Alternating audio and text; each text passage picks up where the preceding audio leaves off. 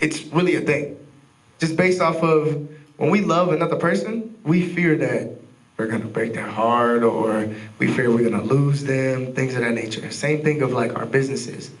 We fear them, but we actually love them more. Find that love that's in that fear and use it. And at that point, you're gonna go far. Because literally, I feel like this is my beginning, and I know I'm gonna go far just because like this is just the start of it. And if you keep pushing and be adamant about it, it's golden at that point. There you go. Please. I just want to come from a different perspective. I like what the young man said here, but you have a whole spiritual court walking with you. You have your ancestors leading you. So you have lots of leadership that you shouldn't forget. And a second point that I want to make is, if it's truly an industry that you've never been in, or that, you know, no one else knows about, then you have a niche. And so you have something that you can create and make it as your own. You're unique anyway. So even if others are doing it, no one is you. And that's what makes you who you are, you know, that DNA. And so just always remember that when no human is leading, or you feel like there's no other humans with you, your spiritual core is so powerful and so dynamic that they will put people in place that you need in divine timing, whereas you will have all that you need, because we always have all that we need. All you got to do is take that step, and the universe will meet you the rest of the way. Thank you.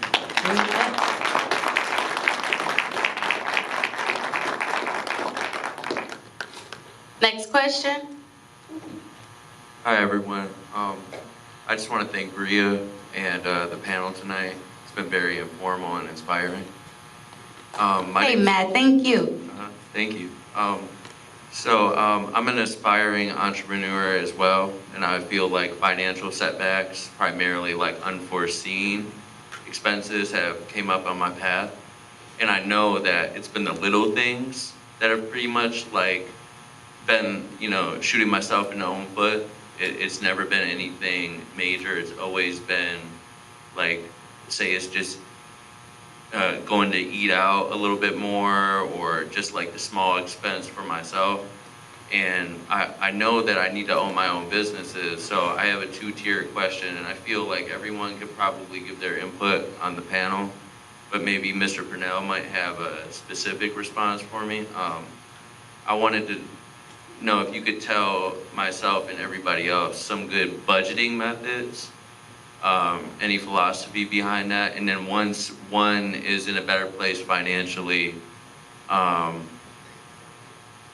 if you could talk a little bit about the investment world, maybe you could talk about ETFs and other means of investment that could ultimately, you know, start culminating wealth, so that one doesn't feel so strapped and can't invest in themselves, and they're just going day to day with all the bills.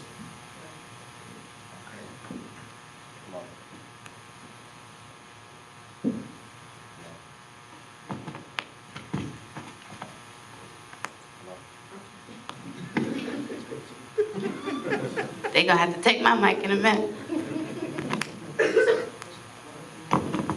Check, check, check. Okay, that was about 7 questions in one. But we're gonna start off at step 1, okay?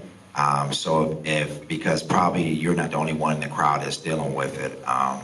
So 1, I want you to write down a resource. I'm gonna give everybody a resource here in the room. Community financial centers.